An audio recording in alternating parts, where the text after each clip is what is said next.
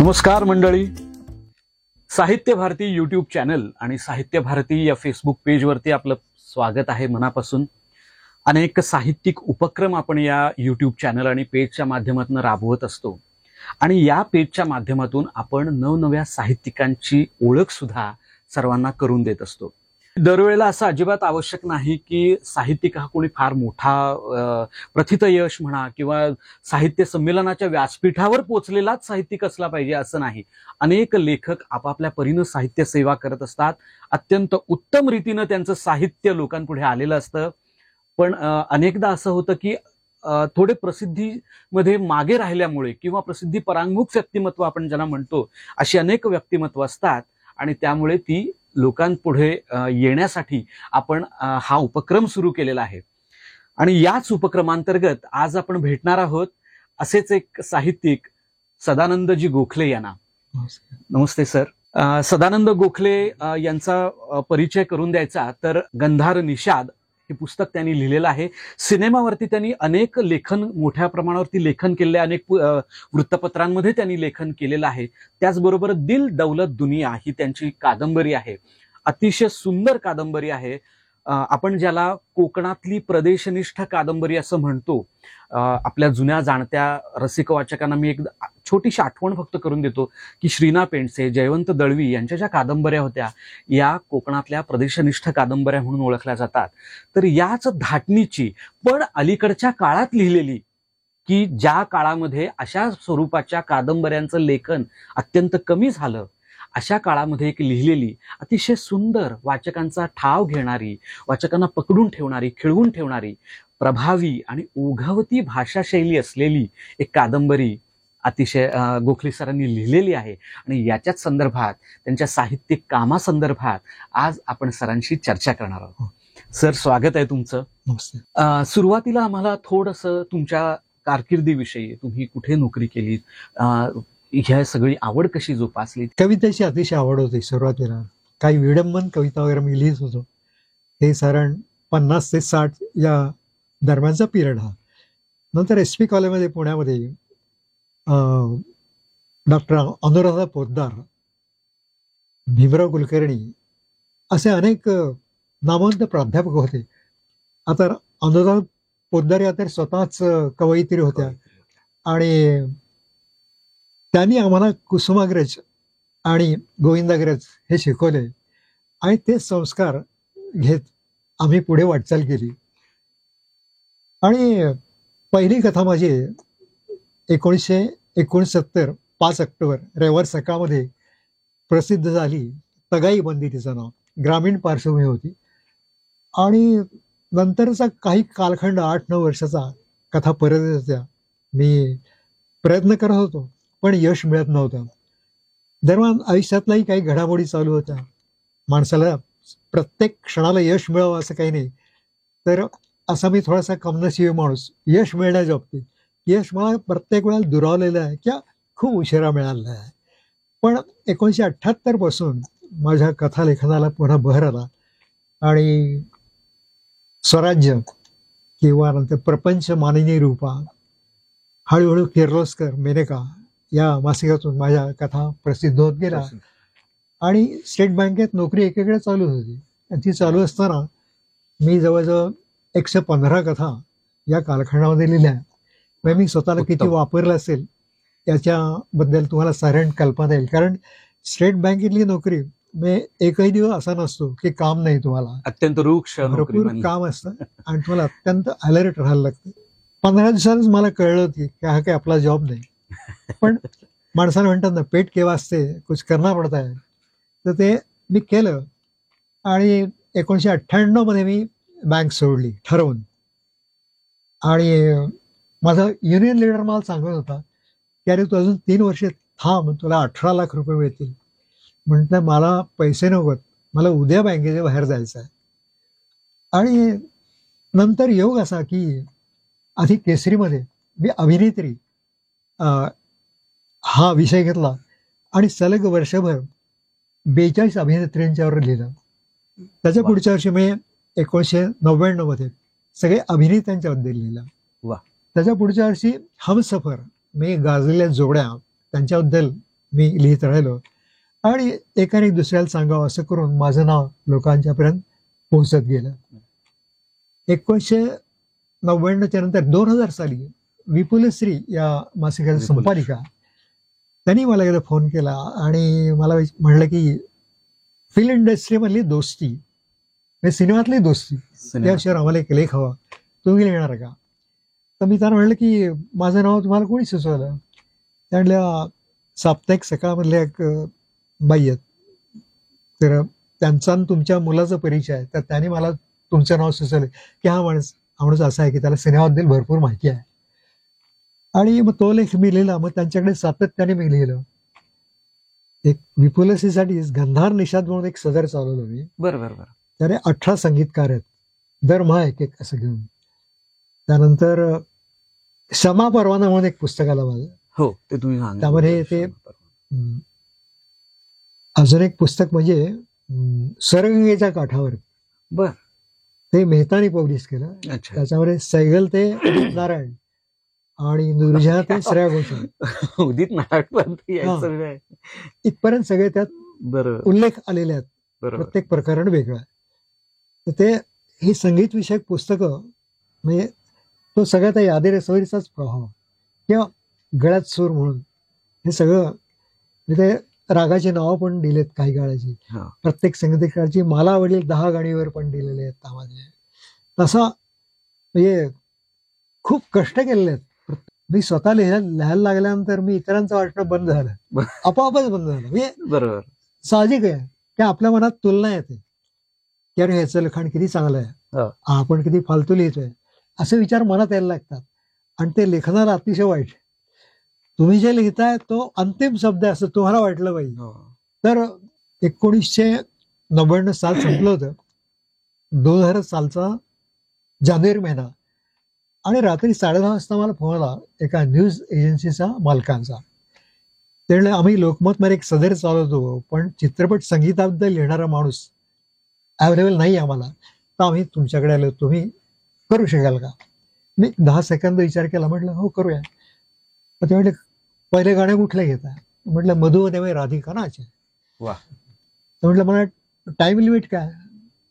उद्या 11 वाजेपर्यंत देतोय. शेष आहे म्हणले, उद्या सकाळी 8ला आमचा माणूस तुमच्याकडे येईल आणि ते लिखाण घेऊन जाईल आणि त्या गाण्याचं पूर्ण शब्द आणि त्या गाण्याबद्दल मला असलेली माहिती असं ते लेखन. तोपर्यंत माझे कथासंग्रह 2 प्रसिद्ध झालेले होते. 1991 मध्ये ढाल हा कथासंग्रह साहित्य संस्कृती मंडळामार्फत प्रसिद्ध झाला. त्यावेळेला परीक्षक होते राम शेवाळकर. आणि 2002 साली आणखी एक कथासंग्रह आला. 2005 साली आणखी एक कथासंग्रह आला. असे कथासंग्रह एक एका येत बाजूला राहिले. चित्रपटांविषयी बरोबर. लेखन सुरूच होतं आणि अगदी त्याच बरोबर. बाजूला कथाही आणि लिहित होतात. हे यादे रसभरीचं लिखाण हे जानेवारी 2001 पासून एप्रिल 2003 पर्यंत चालू होतं. सलग 119 आठवडे. आणि त्याची लोकांच्या मागणीप्रमाणे त्यात बदल कसा होत गेला ते सांगतो. लोक म्हणले की आम्हाला त्यातले उर्दू शब्द समजत नाहीत, त्याचा अर्थ द्या म्हणून.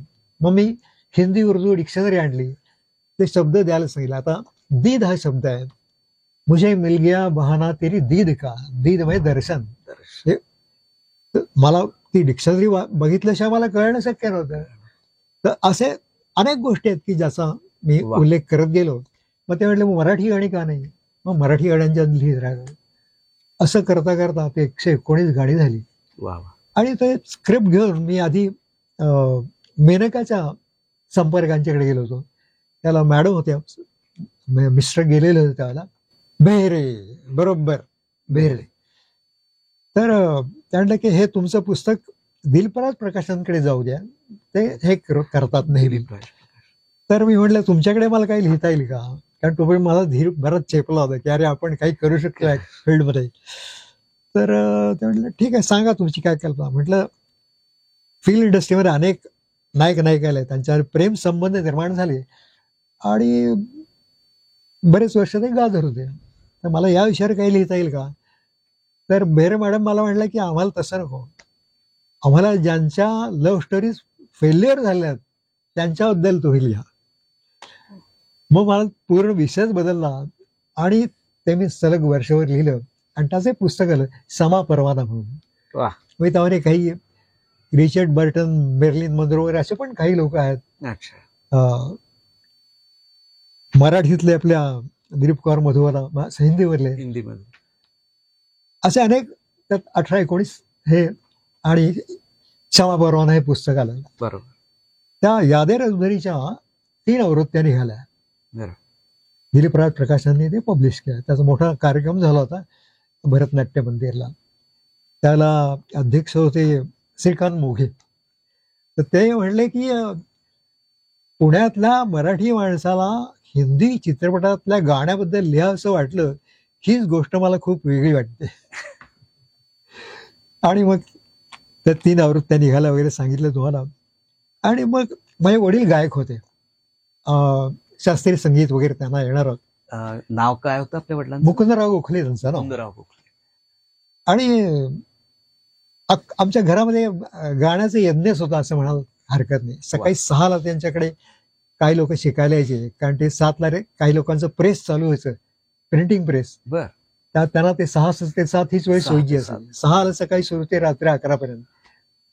आणि मी सारखं कानावर पडत होतं. दिवसही संगीतातच उजाडायचं हा. आणि संध्याकाळ रात्रीपर्यंत संगीतच.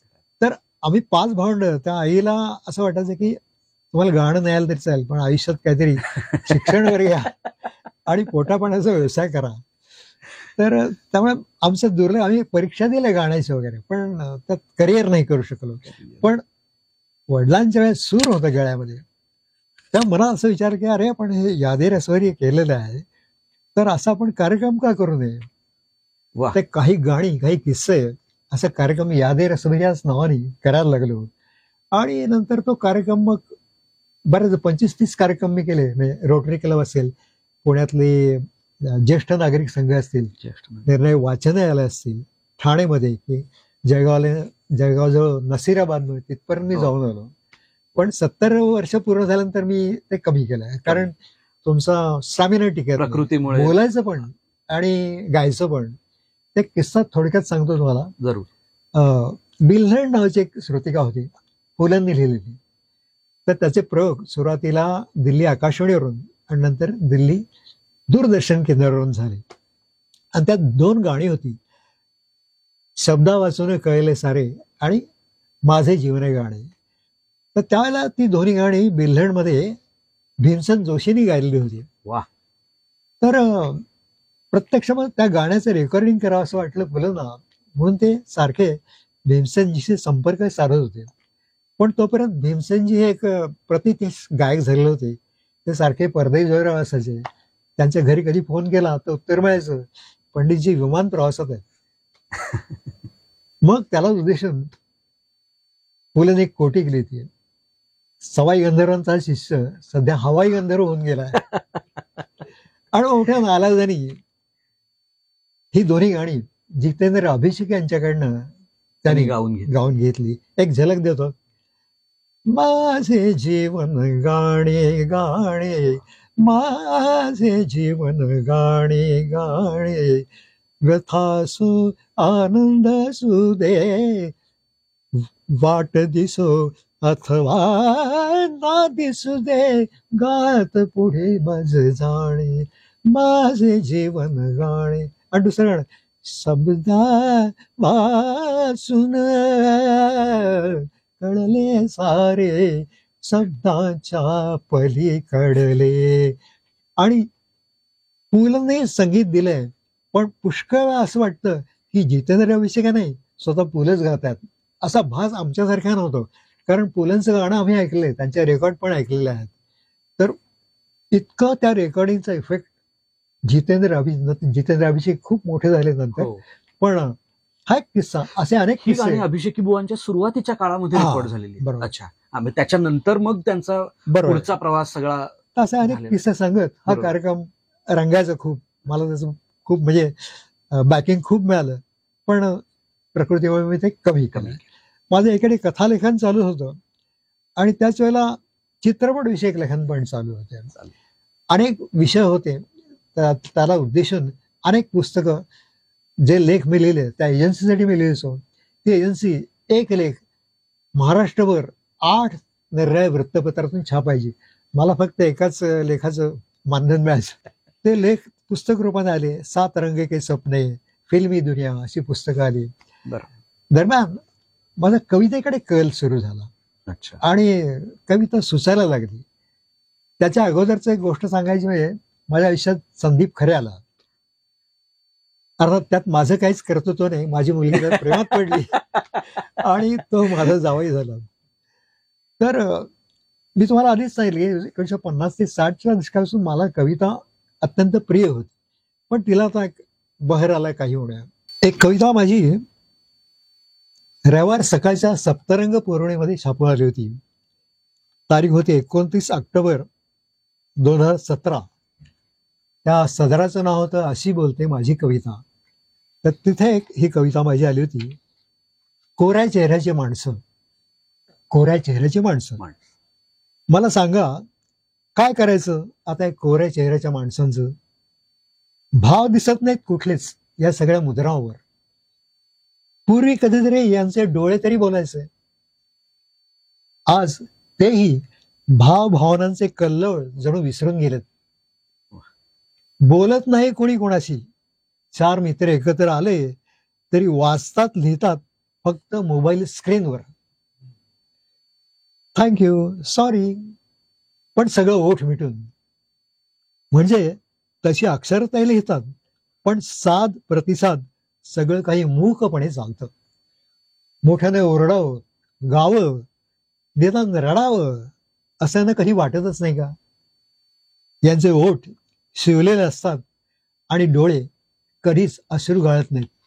मला सांगा काय करायचं त्या कोऱ्या चेहऱ्याच्या माणसांचं. वा. ही कविता रविवारी छापून आली आणि मला 8:30 वाजल्यापासून फोन येत होते तरी लँडलाईन मोबाईल. आणि रात्री 11:30 पर्यंत मला 98 फोन कॉल असेल या कविता. कारण हे वास्तव होणार ना त्यावेळेस. अगदीच खरं. ही 17 सालची गोष्ट आहे. त्यालाही आता 8 वर्ष झाली. आता ते काय सगळंच बदललंय. पण तेव्हा मला हे लिहावंसं वाटलं होतं. कारण आजकालचं जे हो. समाज जीवन आहे, विशेषतः तरुणांचं जी जीवनशैली आहे ती याच्यामध्ये कुठेतरी प्रतिबिंबित झालेली आहे आणि म्हणजे- त्यामुळे ती प्रत्येकाला रिलेट होतं ते एकमेकांशी. देहाचा हा ऐवज माझा तुम्हासाठी राखला, साजना घुमतो बघा पारवा. रातीचे मज होय जागरण, दिस उगवता येते निज. कैसे होईल कामकाज, येई मला थकवा, साजना घुमतो बघा पारवा. विजता नभीची चंद्रकोर, खुळ्यापरी भरू लागे ऊर. मनी प्रीतीला येतो पूर, असा कसा हा चकवा, साजना घुमतो बघा पारवा. वा. आधी पाऊस कोसळला, वाट बघता सावन सरला. पौषा मागून आला माघ, सरेना अजूनही का दुरावा, साजना घुमतो बघा पारवा. वा वा. स्वप्न पाहते गळा मिठीची, स्वप्न पाहते गळा मिठीची. चाहूल लागे पावलांची, लवकर या हो सरून जाईल माघाचा गारवा. साजना घुमतो बघा सुरेख. पारवा. सुरेख. तर हे कवितेचा वेळ आहे अक्षरशः. आणि हे आपल्याला कधी सुचतं का सुचतं काही सांगता येत नाही. मी एक किस्सा सांगायचा वाटतो तुम्हाला की एक कवी असतो आणि जेवण चालू आहे. बायको विचारते भात वडे का वगैरे. तर कवितेचे तार आहेत. तो तिला म्हणतो की काहीच नको म्हणजे तुझे अर्जला प्रीतम, मम दिलात आहे आज पुरेसा गम. वा. तर अशी कविताची काय धुंदी आहे. बरोबर बरोबर. त्यातनं कोणाची सुटका नाही. नक्कीच सर. मला म्हणजे याच गोष्टींकडून तुम्हाला थोडंसं बाजूला नेऊन तुमच्या कादंबरीकडे आपण वळूया. बरोबर. इतक्या सुंदर कविता लिहिल्या तुम्ही, चित्रपटविषयक विपुल लेखन केलेलं आहे. तर चित्रपट लेखन असेल किंवा कथा कविता असेल याचा एक बाद जो आहे तो स्फुट लेखनाचा येतो. थोडंसं त्याचं जे आपण म्हणू त्याचा जो कालपरीघ जो आहे तो थोडा छोटा असतो. पण त्या तुलनेत ही जी दिल दौलत दुनिया ही दिलीप राज प्रकाशनानं प्रकाशित केलेली कादंबरी आहे. तर कादंबरी म्हटलं की तिचा कालपट मोठा आला. आणि दिल दौलत दुनियाचं वैशिष्ट्य असं आहे की स्वातंत्र्यपूर्व काळात ह्या कादंबरीची सुरुवात होते. जो कादंबरीचं सुरुवात आहे, तिची जी नायिका आहे, तिची जी आपल्याला ओळख होते ती स्वातंत्र्यपूर्व काळातला कुठला तरी भाग आहे. आणि त्यानंतर जवळपास 2 पिढ्या पुढे सरकत सरकत ही कथा स्वातंत्र्य मिळाल्यानंतर काही पुढच्या वर्षांमध्ये येते आणि मग त्यांच्या नातवंडांजवळ ती येऊन कुठेतरी थांबते. असा या कादंबरीचा एक कालपट आहे. तर या कादंबरीची मुळात कल्पना तुम्हाला कशी सुचली आणि आम्हाला तिचा थोडक्यात परिचय करून द्या. वा. कादंबरी लेखन हा थोडासा अवघड प्रकार. मी कथालेखनात पूर्णपणे गुंतलेला असल्या कारणाने कादंबरीचा विषय खूप वर्ष डोक्यामध्ये होता, पण मी त्याला हात घातला नव्हता.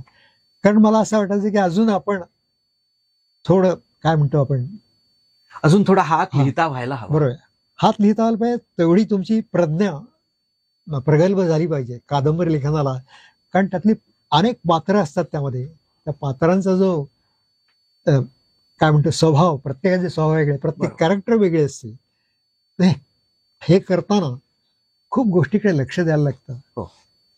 हा कालखंड दिल दौलत दुनिया याचा कालखंड आहे, तो साधारण 1870 ते 1980 पर्यंतचा. वा. तर एवढा मोठा कालखंड, अनंत व्यक्तिरेखा, त्यात स्त्री व्यक्तिरेखा, या सगळ्यांचा एक समग्र असा एक ठसा मनामध्ये उमटलेला होता. कोकणातलंच एक गाव बिरोली म्हणून, तिथली ती नदी, वासिष्ठी नदी, नदीच्या एका बाजूला गाव होतं शिरोली, या बाजूला बिरोली. बिरोलीमधले जनता होती ती थोडी प्रतिष्ठित, सुखवस्तू अशी म्हणायची. असाच एका सुखवस्तू कुटुंबामध्ये दाजी पेंडसे हे मोठं प्रस्थ होतं त्या काळात बिरोलीमध्ये. दाजी हे गावातले इथे खोत. त्यांच्या इस्टेटीचे सगळा सांभाळ करत असतानाच त्यांच्या आयुष्यात काही घटना घडल्या अशा की त्यांनी जे लग्न केलं होतं त्या बायकोला, ती बायको काही फळत नव्हती. नर्मदा तिचं नाव. नर्मदा. आणि नर्मदा फळत नाही म्हणून त्यांनी कमळी या दुसऱ्या एका मुलीशी लग्न केलं. आणि योग असा की कमळी घरात आली आणि नर्मदा फळली. नर्मदाला 2 मुलं झाली, कमळीला 2 मुलं झाली.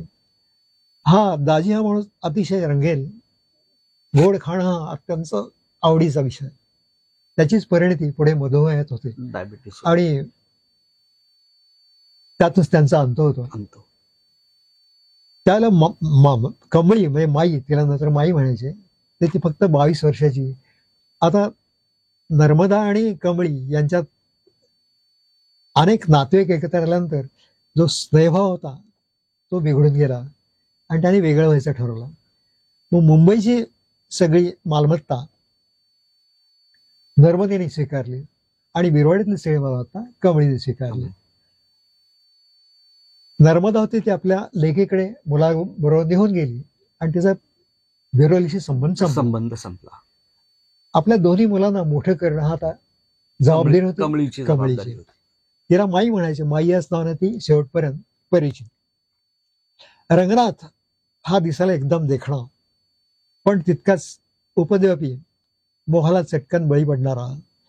तिथे अंशत म्हणून गाव, तिथे त्यांची काही जमीन, तिथे हा नेहमी जायचा आणि तिथल्या का कामगार स्त्रीच्या मुलीच्या प्रेमात तो पडतो. घरामध्ये हे प्रकरण पसंत असणं शक्यच नाही, पण तिच्यापासून दुरावणं हे फार कठीण गेलं रंगनाथला. त्याला गाण्याची आवड, बालगंधर्वची नाटकं बघायला तो जायचा मुंबईला वगैरे, पुण्याला, मुंबईला. आणि घरामध्ये तंबोरा, हार्मोनियमवर तर हात छान चालायचा. गाण्याची प्रमासा काय म्हणता येईल त्याला, रसिक, पण रंगेलपणाकडे झुकलेला रसिक काय म्हणतात त्याला. अनेक प्रकारे त्या व्यक्तित्वाला पैलू होते, अनेक पैलू होते. तर त्यामुळे ते करता करता आता पुढे काय करायचा हा मोठा प्रश्न निर्माण झाला. कारण रंगनाथला मुली मिळणार या प्रकरणामुळे. मग महाडची एक मुलगी पसंत करते आणि लग्नाला जाऊन देण्यात येतं. काशी तिचं नाव. काशी आणि रंगनाथची तुलनाच होऊ शकत नव्हती. रंगनाथ अतिशय देखणा, काशीत काळी सावळी, भेदक डोळे आणि थोडेसे पुढे जात. पण केवळ माईच्या सांगण्यावरून हे लग्न लागतं. काही वर्ष जातात. काशीच्या भावाचं लग्न असतं म्हणून तिला माहेरी जायचं असतं 8 दिवसासाठी. तो घरात वाद होतो आणि माई सांगते की तू आज जा आणि उद्या परत ये. कारण तोपर्यंत काशीचं अस्तित्व घरामध्ये इतकं नांदलं होतं की सगळी कामं तीच करत असते. माईला जबाबदारी फारसं हे करायची तर वेळ ती येत स्त्री नाही. झालेली असते ती 8 घरची. दिवस ती काशी बाहेर जाणार हे माईला पसंत नाही. माईला पसंत नाही. आणि ती सांगते ठीक आहे तुला जायचं असेल जा, पण आधी नवऱ्याला विचार. नवरा बाहेर घरी परत होतो. तो आला की चिलीम लावणार पहिला गांजाची. त्याच्या आधी त्याला विचारते की मला 8 दिवस माहेर जायचं आहे. कशासाठी? आप्पाचं लग्न आहे. माझ्या बाकीचे दोन्ही बहिणी आल्या ऑलरेडी तिथे. तर मी जाते 8 दिवस. माईला विचारलं का? हो. पण त्या म्हणतात की आज जाणं उद्या परत ये. संपला मग विषय संपला. मला तू 1 दिवस तिकडे जावंशी वाटत नाही. बॅग घेऊन जा. आणि ती खूप अकांतंड करते. तर हा खुंटीला हंटर घेतो आणि चापकान तिला फोडून काढतो.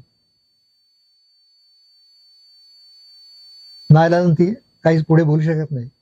त्यामुळे ती काही बोलतच नव्हती. पण केवळ माहेर जायच्या या कारणामुळे तिला हा अन्याय सहन करायला लागला. सहन करावं. गावभर ही बातमी होती की रंगाने आपल्या बायकोला हंटरनं बळवली. काही दिवस जातात. आप्पाचं लग्न झालं तो काही दिवसांनी बिरोलीमध्ये येतो आणि त्याचं स्वागत होतं. अरे वा आप्पा तू का? माई म्हणतात बायकोला तरी घेऊन यायचं बरोबर, दोघं जोडीने यायचं इथे. नाही मी वेगळ्याच कामासाठी आलोय. तुम्ही म्हणे हंटरने बडवलं माझ्या बहिणीला.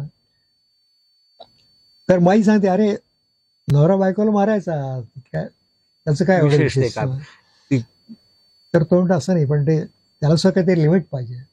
गावभर बातमी झाली, माझ्यापर्यंत ती पोचली. तर तुम्ही आता तिला माझ्याबरोबर पाठवा. मी तिला तिकडे घेऊन जातो माझ्या घरी. म्हणजे असं नाही चालणार. म्हणजे तुला एक माहिती आहे का, तुझ्यासाठी एक आनंदाची बातमी आहे. काशीला दिवस गेले. मग काय आप्पा कोणी काहीच बोलू शकत नाही. तिला मूल होतं. मूल होतं. ती ताई मोठी होते आणि याचं सगळं लक्ष हेच की ताई मोठी झाल्यानंतर तिला एका गवयाशी तिचं लग्न करून द्यायचं, हेच त्याच्या मनामध्ये. दरम्यान एक किस्सा असा घडतो की हे सगळं चालू असताना माई त्याला म्हणते की अरे मला एकदा रत्नागिरीला जायचं आहे. तिथे माझी बहीण राहते आणि माझी भाची जी आहे तिला काही हे नीट नांदवत नाहीत, तर आपण एकदा तिथे जाऊया. हे जातात सगळे तिथे. तर तिथे शकुंतला ही माईची भाची असते, सासू सासरे आणि तिचा अपस्मार या व्याधीने त्रस्त असेल नवरा. तर हा ओळख वगैरे करून घेतो आणि शकुंतलाला एकदम त्याला बघितल्यानंतर जुने दिवस आठवतात. इतका देखणा दिसतोय याचाच तिला मोह पडतो खूप. तिघे जण समुद्रावर जातात. तिथे तो पोहायला वगैरे जातो. तिथे केसवर पुसते टॉवेलने आणि तो सुचवतो की आम्ही तुमचे ते चिरंजीव आहेत त्यांना आणि हिला घेऊन बिरवाडीला जातो काही दिवस. ठीक आहे म्हणे जा म्हणे. ते बिरवाडीत येऊन राहतात. पण तिथे हा एक घोडा पैदा करतो रंगा आणि घोड्यावरनं तिला त्या आमशेतला घेऊन जातो. आता गावात सगळे लोक बघतात हे हो परस्तीला घोड्यावर बसून जातोय वगैरे. चर्चा सुरू होते आणि ते दोघं एक म्हणजे प्रेमात पडतात. माईला काही हे पसंत नाहीच आहे अर्थातच, पण ती काही जास्त बोलू शकत नाही. नंतर असं घडतं की दोघांना परत नेऊन सोडायचं त्या रत्नागिरीला. नेऊन सोडतात तिथे. हा परत येतो रंगनाथ आणि तिथे सासू सासऱ्यांना कळतं की अरे हिला दिवस गेले. त्यांना आनंद होतो. ते डॉक्टरकडे जातात. तर डॉक्टर सांगतात की हा तुमचा मुलगाच आहे, हा कुठल्याही स्त्रीला सुख द्यायला समर्थ नाही. मग त्यांना कळतं की हे काहीतरी गडबड आहे याच्यामध्ये, हे शेण खाल्लंय आपल्या सुनेनी. मग तो काहीतरी औषध देतात सासरे आणि गर्भपात करून टाकतात तिचा. तिलाही कळत नाही काय होतं वगैरे. नंतर आजारपणात तिच्या नवऱ्याचा मृत्यू होता. परत समाचाराला जायचं म्हणून माई आणि रंगा तिकडे जातो. तर तिथे सासरे बोलतात रस्त्याला की तुम्ही दिवे लावलं तिथे, हे निशाणी खाल्लं, तिचा आमचा आता काही संबंध नाही, तुम्ही त्याला घेऊन जा. आता काही गेलं चालत नाही, असं घेऊन येतात तिला. सगळी इस्टेट ते एक ट्रस्ट स्थापन करून त्याच्यावर हिला काही देत नाहीत. पण कालांतरे तिला शकुलं पत्र येतं असं की तुमची मुंबईची जी इस्टेट आहे आणि इकडे अंबरनाथ कल्याणच्या बाजूला पण काही इस्टेट आहे, ती तुमच्या नवऱ्याच्या नावाने होती, आता तो गेल्यानंतर ती तुमच्या नावे आहे, तर तुम्ही तिचा उपभोग घ्या, ताब्यात घ्या. ताब्यात घ्या. तर आता राहणार आणि ती जातात मुंबईला. त्या गावात उल्हासनगरमध्ये राहतात. त्यालाच माई सांगते तू काशीला पण तुमच्यावर घेऊन जायचं. काशी म्हणते मी त्यांच्यावर जाऊन काय करू, अगं तुझा थोडा तरी वचक राहील त्यांच्यावर, नाही ते उंडारतील आणखीन. रोज मुंबईला जाणार ते गाडीत बसून कोर्टामध्ये सगळ्या कामासाठी.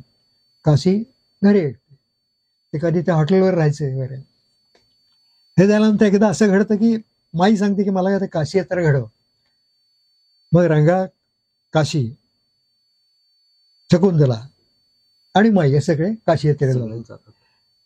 तर तिथल्या हरिद्वारच्या घाटावरती एक साधू असतो, तो प्रवचन देत असतो आणि तो सांगतो की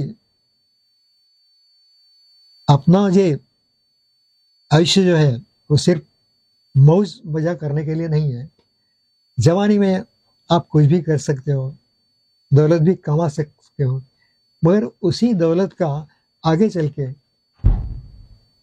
दुनिया के लिए कुछ न कुछ उपयोग होना चाहिए. दिल दौलत दुनिया ये एक मंत्र है, आप इसका ख्याल रखिए. या मंत्राचा सगळ्यांच्यावर परिणाम होतो. चकूलाही काहीतरी वेगळे विचार मनात यायला लागतात, काशीलाही परिस्थिती कसं तडजोड करावी हे कळायला लागतं.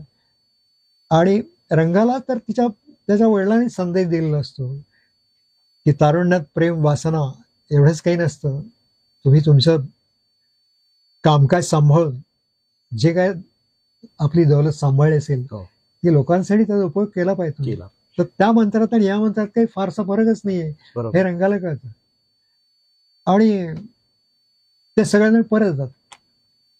रोज हे जायचे मुंबईला, परत यायचे. एक दिवस काय होतं की रंगा आजारी असतो म्हणून जात नाही मुंबईला, आणि 2 दिवस झाले तरी शकुंतला काही परत येत नाही. आणि हे दोघं काळजी करतात इकडे की आता गेली कुठे. तिसऱ्या दिवशी पत्र येतं की मी मिडवाईफचा कोर्स करण्यासाठी अलिबागला जाते आणि आता आपला संबंध संपला. तिथे जो काय मंत्र दिलाय त्याच्यावर इफेक्ट होते. अरे आपलं सगळं वेगळा विषय आहे, बरोबर. हे असा पण किती दिवस चालू. हा बँकेत जातो पैसे काढायला, ते सांगतात की हे खातं बंद करण्यात आलं आहे आणि तुमच्या नवीन खातं ओपन केले, त्यात त्यांनी काही पैसे ठेवले. त्या पत्रातही लिहिलं असतं की तुझ्या खात्यात दरमहा काहीतरी रक्कम जमा होईल. हेनी त्याला पोषण्यासारखंच आहे. हे याला पसंत होणं शक्यच नसतं, कारण हा मुळातच मालदार माणूस आहे. एका बाईने पैसे आपल्यासाठी खात्यात भरायचे आणि त्या पैशावर आपण गुजराण करायची, बरोबर, हे त्याला शक्यच नाही आवडणं. मग तो तिला भेटायला जातो. ती म्हणते अरे मी तुला लग्न करूया असं म्हणत होते. पण लग्न तर शक्य नाही, माई असते पण मला लग्न नाही करता. मग ठीक आहे म्हणा, माझा मार्ग आता वेगळा आहे, मी हा मिडवाईफचा कोर्स करणार, जमलं तर पुढे डॉक्टरीसह करणार, तर तू आता इथे पुन्हा मला भेटायला येऊच नकोस. तर सगुणाने त्याला दगा दिलेला असतो. आता शकुंतलाने पण त्याला दगा दिला आहे आणि काशीचा त्याचा काही संबंधच नसतो, कारण त्या अप्पाला त्यांनी सांगितलं असतं पुन्हा हंटरचा ओव्हर करू नका. तर त्यावेळी त्यांनी सांगितलं असतं की तुमच्या बहिणीला मी आता यापुढे हात चालवणार नाही. त्यांचा संबंध संपलेला असतो ऍक्च्युअली. मग तो अतिशय उद्विग्न अवस्थेमध्ये बिरवाडीला परत येतो काशीला घेऊन. तर माई सांगते आता इथे तुझं काही स्थान नाही, बदनाम झालेला असतो, या गावात तुला स्थान नाही, या घरात तुला स्थान नाही, कुठे जायचं तिकडे जा. मग तो रात्री त्याची आणि राजाराम त्याचा भाऊ बैठक होते, तो सगळी इस्टेट राजारामाच्या नावाने करून देतो आणि तिथून निघून जातो दुसऱ्याची पहाटेच राहत. तर पुढे काही थांगपत्ता लागत नाही. पण नंतर तो साधू होतो वगैरे असं काहीतरी ऐकत कानावर होतं. इकडे राजाराम सगळे इस्टेट सांभाळत असतो. आता काय तो सगळे सर्व झालेलं, ते गणपतीचा कारखाना तो काढतो, उदबत्तीचा कारखाना काढतो, अंबर सारख्याचा हे सुरू करतो. पण गांधीवधानंतर एक मोठा जमाव त्यांच्या घरावर चाल करून येतो आणि ते महाडचे काँग्रेसचे कार्यकर्ते असतात. ते म्हणतात की तू आता काँग्रेसमध्ये ये, नाहीतर हे सगळे लोक तुझं घर जाळतील. तो सही करतो, पावती फाडतो, काँग्रेसचा मेंबर होतो, नंतर काँग्रेसच्या प्रचार सभाला तो जायला सुरुवात करतो. नंतर तो अनेक प्रकार संशोधन वगैरे करतो. तुमचं पेरणी यंत्र शोधून काढतो. असं त्या डोकं चालत असतं सगळीकडे. आणि तो आपल्या मुलाला सांगतो की असा तुमचा एक काका होऊन गेला, त्यामुळे आपण हे तुम्हाला सगळं दिसतंय, त्याने सगळं मायनावर करून घेतलंय. पण कधी तो इकडे आला, त्याची समाधी वगैरे बांधायची तुम्हाला वाटली, तर त्या समाधी दगडावर दिल दौलत दुनिया हे शब्द लिहून ठेवा. बस इथेच ते. कादंबरीचा पट नक्कीच खूप मोठा आहे. हो हो. नक्कीच खूप मोठा आहे. होय. 3 पिढ्यांचा इतिहास Right, आहे आणि right. नुसता इतिहास नाहीये, तर त्याच्यामध्ये अनेक प्रकारचं नाट्य आहे. खूप साऱ्या घटना आहेत, त्या सगळ्या एकमेकांशी जोडलेल्या आहेत. आणि कादंबरी वाचताना आपल्याला असं लक्षात येतं की प्रत्येक पात्र जे तुम्ही उभं केलेलं आहे हो ते अतिशय ठाशीव झालेलं आहे. Right. प्रत्येक पात्राचे वेगळे वेगळे बारकावे आहेत. हो हो. ते पात्र आपल्या डोळ्यांसमोर उभं राहतं. हे सगळं तुम्ही कसं काय केलं? हा, त्यातले काही पात्र जिवंत होती, काही पात्र मी कधी पाहिलेली सुद्धा नाहीत. आता शकुंतला मी कधी पाहिलं नाही. पूर्णपणे काल्पनिक पात्र आहे हा, शकुंतला आहे. नाही घडलेलं आहे ते. बर. पण त्या व्यक्तीला मी कधी पाहिलेलं व्यक्तीला नाही. पाहिलेलं नाही. हे कुटुंब मी सगळं पेंडसे कुटुंब पाहिलेलं आहे सगळं. अच्छा. त्यामुळे तो कालखंड माझ्या डोळ्यासमोर कायम जिवंत आहे. बर. म्हणजे मुळात ही कादंबरी एका खऱ्या घडलेल्या हो हो. सत्यकथनावरती ही कादंबरी आधारित आहे असं बरोबर. पण म्हणू. पण त्यात त्याच्यामध्ये काल्पनिक प्रसंग असतील, पण एक त्याचा जो ढोबळ ढाचा जो आहे तो याच्यावर सांगायचं तर मूळ ही कादंबरी लिहिली तेव्हा ती जवळजवळ 800 पानाची झालेली होती. बर. तर मी विचार केला की एवढ्या मोठ्या पानाची कादंबरी ती किंमत पण जास्त असणार, लोक विकत घेणं शक्यच नाहीये. तर ती कमी केलं, 650 पानापर्यंत आलो. पुन्हा लिहिली मी, ते 450 पानापर्यंत आलं. शेवटी 369 पानं मी ती केली. त्यामध्ये अनेक पात्र मला बघायला लागली, अनेक भाग मला बघायला, मला अजून त्याचा काय म्हणतात खेद होतो अक्षरशः की अरे हे सगळं यायला पाहिजे. त्यात एक कॅरेक्टर अशी होती की जिला काय म्हणतो आपण परीस वगैरे शोधायची त्याची कुवत होती. अच्छा. त्याच्यासाठी तो हा प्रयोग करतो. हे ज्या नैराश्य येतं त्यातून सुटण्यासाठी हा आणखी असे काही प्रयोग करतो रंगा, तर त्यात पण त्याला अपयश येतं. बरोबर. आणि असे अनेक कॅरेक्टर, या शकुलाचा सांगणारा माणूस कोणतरी वेगळाच असतो, त्याची त्या घाटावरच गाठ पडते. माई आणि हे हिला सांगतात की हिचं केशवपण करायचं, आता हिचा नवरा गेलेलाच आहे, केशवपण करायचं हिचं. ते पळत असते, पळून जाते ती दिसून. त्याला हा माणूस तिला आधार देतो आणि तो यांच्यामावं त्या बदलापूरमध्ये येतो आणि मग तो तिला नादीच लावतो. आणि त्या ह्यांना सांगायचं, तो ह्या कादंबरीत काही नाही आलेलं. हो, कादंबरीत हे काही आलेलं नाही. तो सांगायचं की तुम्ही पानाला सोना लावेपर्यंत मी शकुला पळून घेऊन देईन, असं तो सांगत असतो. ते सगळी पात्र याच्यामध्ये येऊ शकली नाही. हो. पण त्याला माझ्या नालाच आहे की बरोबर. कादंबरीचा विस्तार थोडासा आटोपता घेण्यासाठी विस्तार भया खूपच. आपण पाहिलं की हे मी मगाशी म्हटलं त्याप्रमाणे की कोकणातल्या भागामध्ये ही हे घडतं. त्याच्यामध्ये कोकणातलं उत्तम असं स्थलवर्णन तुम्ही केलेलं आहे. गाव जे आहे ते गाव असं डोळ्यासमोर उभं राहतं. म्हणजे एखादी ती वाहणारी नदी, नदीच्या बाजूचं घर, त्याच्यानंतर पूर्वी म्हणजे स्वातंत्र्यपूर्व काळामध्ये वाहतुकीच्या सुविधा नसताना बैलगाडीतून जाणं, त्याच्यानंतर येणाऱ्या बस, वाहनं, हे सगळं तुम्ही उभं केलंय. मग काळाचा हा सगळा पट तुम्ही कसा काय मांडला, हे सगळं कॅप्चर कसं केलं? हा, माझं अजय त्याच भागातलं. अच्छा. माझे काकू होते ती गोरेगावची, माणगाव गोरेगाव. तर हे सगळं पाहिलेलं आहे. हे जे आहेत वासिष्ठी वगैरे नाव बदललेलं आहे. आणि हा सगळा मोठा 650 पानांचा 2 फायली मी घेऊन शंकर सारडा यांच्याकडे गेलो सुरुवातीला. तर त्यांनी मला काही बदल सुचवले. त्यात काही एक सूड कथा होती. त्यामुळे कोकणातला मुसलमान जो आहे तो मिळून मुसळून वागणारा असतो. तो काही असे अकटविकट निर्णय घेत नाही. कोकणातला मुसलमान त्याला मिळून मिसळून वागायलाच लागतं. तर तो असं काही वेगळं वागू शकणार नाही. तर तो सगळा बदल झाला. कारण हे 92 हे सगळं बदलच होता. हं. हा मी कारण हा लिखाणाचा काळ जो आहे तो 2005 पासून 2018 पर्यंतचा आहे. अच्छा. या काळात मी हे लिहिलं. आणि बापरे. त्यावेळेला हे हिंदू मुस्लिम किंवा बाबरी मशीद हो, हे सगळं सारखं हॅमरी होत होतं. बरोबर त्यामुळे मला हा एक अँगल त्यामध्ये मांडावा असं वाटत होता. बरोबर. पण त्याला त्यांनी विरोध केला. मग आता आणि मग हा सगळा 2 फारी घेऊन मी त्यांच्याकडे गेलो होतो. बदल केले सगळे. तुम्ही बदल केलेत ना, ठीक आहे. आता तुम्ही प्रकाशाकडे जा. म्हणून तुम्ही मला पत्र द्या. त्यामुळे पत्राची गरज नाही. तुम्हाला त्यांना माझं नाव सांगा. मी घेऊन गेलो तर दिलीपराज प्रकाशचे राजीव बरोबर म्हणले की तुम्ही ते शंकर सारळांनी सांगितले सगळे बदल केलेत का? हो म्हणलं ते केले, त्यांच्याकडनंच मी तुमच्याकडे आता आलोय.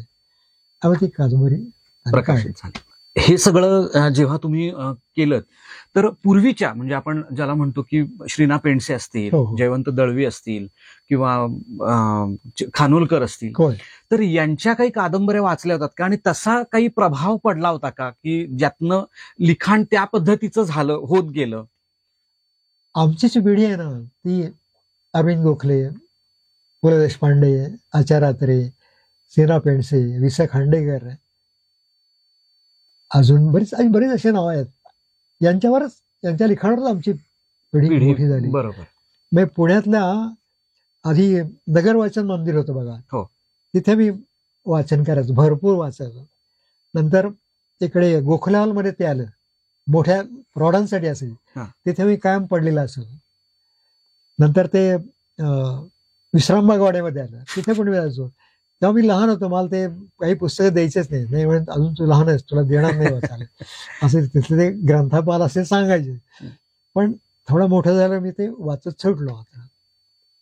आणि सांगितलं जसं की संस्कार या लोकांचे होते ना, भीमराव कुलकर्णी होते किंवा जुलियस सीझर सारखं नाटक आम्हाला के.पी. मंगळवर्णीकरांनी शिकवलं. ते शेक्सपियर मध्ये का हे आम्हाला तिथे कॉलेजमध्ये असतानाच कळलं, विशी मध्ये. तर त्यामुळे या सगळ्याचे संस्कार आणि ते लेखन नंतर सुरू झालं, आधी कथालेखन. मग मी स्टेप बाय स्टेप गेलो. मी एकदम कधी मोठी उडी घेतली नाही. आधी कथा, मग कविता, मग कादंबरी, असं मी गेलो. हे योगायोगानं होत झालं असेल. पण काही वेळा मला असं पण वाटायचं की अरे संदीप खऱ्यासारखा एवढा कवी, आपण कुठे कविता आपल्याला लिहायचा, असा पण विचार माझ्या मनात यायचा. बरोबर. एकदा असं झालं होतं की एकदा साप्ताहिक सकाळचा एक कथा स्पर्धा होती. तर मी पण कथा पाठवली ती, संदीपने पण पाठवली. संदीपने पाठवले मला माहित नाही, मी पाठवले त्याला माहित नाही. संदीप पाठवले म्हटलं तर मी पाठवलीच नसती. तर तिथे संदीपला पहिलं बक्षीस मिळालं. मी 10व्या क्रमांकावर होतो. अर्थात ठीक आहे, पळण्याची शरत नाही, प्रत्येक गोष्टीचा कंटेंट काही वेगळा असतो. बरोबर. आता आपण कादंबरी जर पाहिली तर म्हटलं तर त्याला रूढार्थानं असा नायक नाहीये. नायक पिढीगणिक बदलत जातो. सुरुवातीला दाजी पेंडसे असतात, दाजींच्या नंतर तो रंगा येतो आणि एका क्षणाला असं होतं की आहे रंगा नायक आहे, पण तो थोडा मुख्य भूमिकेतून बाजूला गेलाय. राजाराम ती भूमिका घेतो. काही काही शेजारी पाजारी सुद्धा जे असतात, उदाहरणार्थ तो डॉक्टर, आयुर्वेदिक डॉक्टर होऊन येतो मुंबईवरून. तर असे लोक हे तिथे पुढे पुढे येत राहतात. म्हणजे प्रसंगांमध्ये त्यांचं महत्व जे आहे ते थोडंसं वाढत जातं. तर असं वाटतं ना, कधी असं वाटलं नाही का की कादंबरीची पकड कुठे सुटेल, कमी होईल, असं काही भीती वाटली कधी काही अशी? आपण आयुष्यामध्ये बघतो ना की आपली बहीण लहान असते अगोदर, नंतर ती मोठी होते, तिचं लग्न झाल्यानंतर ती बदलते, हळूहळू ती त्या घराचं आपलं एक स्थान निर्माण करते. अगदी की आपली आई, आता माझीच आई सांगायचं झालं तर कोकणातल्या खेड्यातनं ती इथे आली, पुण्यामध्ये आली. माझे वडील गायक, तो प्रपंचने सांभाळला, व्यवस्थित सांभाळला. पण एका विशिष्ट वेळेनंतर तिने स्वतःचे छंद पूर्ण केले. तिला पत्त्याची आवड होती. तिने तो भांदुला जवळ एक पत्त्याचा क्लब होता महिलांचा, तिथे ती जायला लागली, ब्रिज रमी वगैरे खेळायला लागली तिथे. तर या स्त्रिया त्या काळच्या अशा होत्या की त्यांच्यामध्ये सुद्धा एक आत्मविश्वास होता बरोबर. की नाही, आपल्याला आयुष्यात आणखीन काहीतरी वेगळं करायचं आहे. हो. हे मुळात स्त्रियांचं असं असतं की समर्पणाची भावना त्यांच्यामध्ये असते, बरोबर. पण एका विशिष्ट लेव्हलपर्यंत. आपल्याला अन्याय होतोय असं कुठल्याही स्त्रीला जेव्हा जाणवतं तेव्हा ती पेटून उठते आणि काहीतरी वेगळं करते आणि त्यामध्ये स्वतःचं स्थान निर्माण करते. आता तुम्ही सध्याचाच जमाना बघा ना, म्हणजे हा कालखंड तुम्हाला सांगितला तो 1870 ते 1970, त्यानंतरचा कालखंड आमच्या पिढीचा. पण आता परिस्थिती अशी आहे की मुली लग्नच करायला नको म्हणतात, कारण त्या फायनान्शियली सुरक्षित आहेत, सुरक्षित आहेत, स्वतंत्र आहेत त्या. त्यांना कार चालवता येते, सगळे बँकांचे व्यवहार करता येतात, त्या सुद्धा IT फील्ड असो ना तर AI फील्ड असो त्यामध्ये त्या अत्यंत प्रगत झालेल्या आहेत. हे कसं आलं की त्यांच्यामध्ये सुद्धा काहीतरी आत्मविश्वास आहे, नक्कीच. मीपणा आहे त्यांच्यामध्ये. मग त्या आता अन्याय कसा सहन करतील? बरोबर. हेच त्या काळच्या स्त्रियांमध्ये सुद्धा होतं, बरोबर. पण ते परिस्थितीरूप प्रगट झालं. अच्छा. असं माई का आता नवऱ्याच्या हाताखालीच ती वाढलेली आहे, हो. ते घरात सासू सुद्धा नव्हती, पण वेळ आल्यानंतर ती ठामपणे उभी राहते, सगळा प्रपंच सांभाळते. हे कुठून येतं? बरं. म्हणजे मुळात स्त्री ही अत्यंत खंबीर असते, बरोबर. पुरुषापेक्षा सुद्धा खंबीर अगदी असते. अगदी. नाहीतर निराश झालेला रंगाला मार्गावर आणणं हे माईखेरीज आणणं कोणाला जमलं नाही, की त्याला घराबाहेर काढणं. म्हणजे शकू आणि माईमधला फरक बघा. शकूनी त्याला आयुष्याच्या बाहेर काढलं, माईनी त्याला घराबाहेरच काढलं. हा फरक. हे बरोबर. कसं? हा त्या व्यक्तिमत्वावरला खंबीरपणा. बरोबर. बरोबर. पुढची कादंबरी आम्हाला कधी वाचायला मिळणार? I am going to complete 80 years now. या जूनमध्ये मला 80 पूर्ण होतील. त्यामुळे आत्ता तर मी काहीच सांगू शकत नाही, कारण काही गोष्टी आपल्याला अशा असतात की कुठे थांबायचं आपल्याला कळलं पाहिजे. कारण आता असं मी कथालेखन करतो, पण काही ठराविक ठिकाणी कोणी मागितलं तरच मी कथा पाठवतो, नाहीतर देत नाही. आता असं दिवाळी अंक 2 श्यामसुंदर आणि सुवासिनी या दोन्ही दिवाळी अंकात माझ्या कथा होत्या. तर हे कोणी मागितलं तर मी लिहितो. गाणं संध्याकाळी माझं गाण्याचा रियाज चालू आहे रोज. अच्छा. एक अर्धा तास. उत्तम. नाट्यसंगीत आहे, भावगीत आहेत, तुमचं सिने संगीत आहे, सगळं एव्हरीथिंग. म्हटलं तर आम्हा रसिकांसाठी ही अत्यंत वाईट बातमी आहे की सरांचं लेखन प्रकृती कारणामुळे आता थोडंसं कमी झालेलं आहे, पण आशा करूया की ते थांबणार नाही. सरांच्या लेखणीतून अशाच उत्तमोत्तम कादंबऱ्या असतील, कथा असतील, कविता असतील आपल्याला वाचायला मिळतीलच अशी आशा करूया. उत्तम दीर्घायुष्य त्यांना लाभो, त्यांच्या हातून अनेकानेक चांगलं लिखाण होवं अशा सदिच्छा त्यांना देऊया आणि इथे आपण थांबूया. पुन्हा भेटूया एका नव्या साहित्यिकासह नवीन गप्पा मारायला. नमस्कार.